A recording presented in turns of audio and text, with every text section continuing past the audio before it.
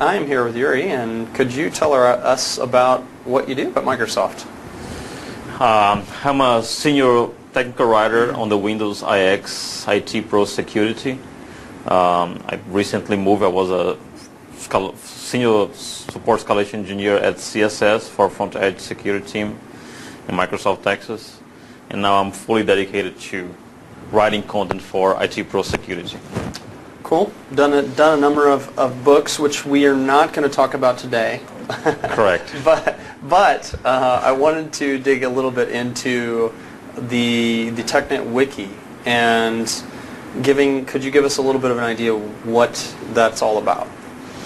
So the TechNet Wiki is, the core idea is really to make the community contribute with content, right?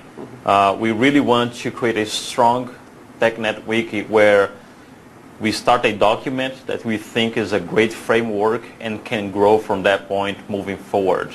And troubleshooting is a great example of that, because we start troubleshooting things now, but down the road, all the techniques or the ways to troubleshoot either the same thing or new issues will happen. So a troubleshooting guide is something that tends to grow a lot with time. And that's really the value of Wiki, is the living document idea and the contribution from the community that are on the field, feeling the pain, seeing the experience with our products.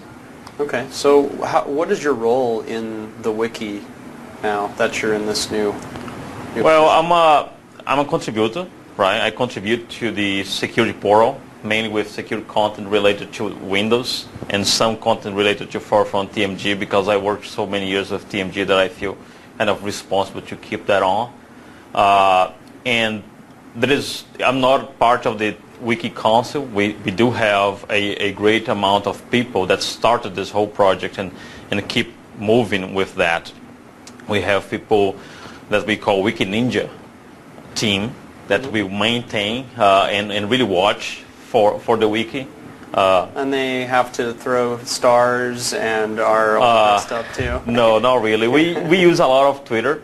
Wiki Ninja, they have their own Twitter, and they keep watching as we add the hashtag TNWiki, and we are watching this hashtag all the time. And as a new hashtag comes in, we watch what's going on, and we propagate this idea of using the Wiki to the community. Okay. And the idea of Wiki Ninja is more like the guys that are very involved deep inside, and we have a lot of writers, senior writers, principal writers from the product team contributing with the Wiki. So it's an amazing tool that I personally, when I was on CSS, I had a kind of resistance to use it, but now that I'm very involved, I see the other side. It's just amazing for me. Okay. You mentioned some of the values earlier on why a wiki is better for obviously changing types of topics like, troubleshooting. But what about other types of value adds do you see from a contributor standpoint? Maybe on why somebody might want to use a wiki instead of a blog? That's a question that keeps coming, why I'm going to direct my content to the wiki if I have a blog that has a lot of visitors, right? And I think it's really expanding your audience and find a different way to help the community. Because if you think about, the wiki is under TechNet, and we have a lot of TechNet websites that already point you to the wiki as official content. And this is growing a lot. All the teams are looking to have some sort of wiki content. I was talking to some folks in the Forefront team yesterday that they are planning to have a lot of troubleshooting troubleshooting guides directly on the wiki instead of on the TechNet library, right? Because as I said, troubleshooting is a great example of living document. So I think that if the MVP or IT Pro that has a blog has a lot of content on that blog, and some content that he published like 2 years ago is still useful a lot, has a lot of hits, but why not maybe create a different content, and he can still link to his blog. So it's not that he can add only contents based on Microsoft. No, he can create an article and add references where it points to his blog.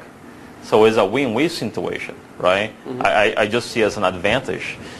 Many people are afraid to lose the audience, and I see the other way. I see that you can expand the audience by leveraging the wiki power together with your own blog. Okay. Cool. Okay. How can somebody start contributing on the platform? So the first step is having a TechNet account, right? Where you can log on and have your profile up to date.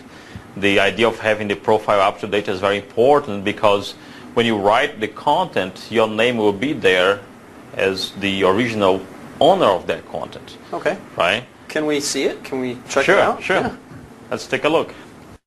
Okay. Is on the Microsoft TechNet. technet.com/wiki also will get you there. On this initial page, you have some getting started where we have some articles to explain how to join the wiki community, how to get involved. There is a great content there, so you can really get started with that. And down here we have the content portal where you're going to choose which technology you are going to write about. So for example, in my case, it's security. So I have here the Wiki IT Security Portal. And this portal, I have different subjects that I can edit. And that's the beauty about the wiki, right? Because this portal is not something that is there and nobody can touch it. Yes, you can make change to this portal. If you think that there is a subject or a product or a technology that is not in here, but it is related to security, you can go to edit, right, and edit this portal page. So you have all the capability here. Usually, if you have your own wiki article that you just wrote, for example, within Windows Server, you can just click here, enter. We have one more bullet, and you put your article in there. Okay, so your article will be on the main IT security portal for wiki, and it will have a link that can drive you to that portal. Okay, usually when you make changes like that, you usually add some comments here. For example, adding one more bullet or adding one more product to the page. Okay, you can enhance the tags experience by adding more tags. And after that, you save it, and that goes to the history because now it's tracking all those changes. So that's also an important point. In this case, I'm just going to leave this page. But if you really want to contribute, you just come to post an article. It's easy like that, and you start writing. So it's really intuitive. You can write your article on Word, and you have this paste from Word button, right, where you can bring your content that you previously wrote in Word. And once you finish writing your content, you will save, and the link for your new article will show up on the window here, right? So that's how easy it is to create the content here on the wiki. The other thing that I like to emphasize here is about how you track those changes, right? Because this is an important subject. For example, a great example is the Windows PowerShell Survival Guide that it was first published by Tony, and he wrote a framework for this survival guide, expecting the community to really enhance it, and the community did enhance.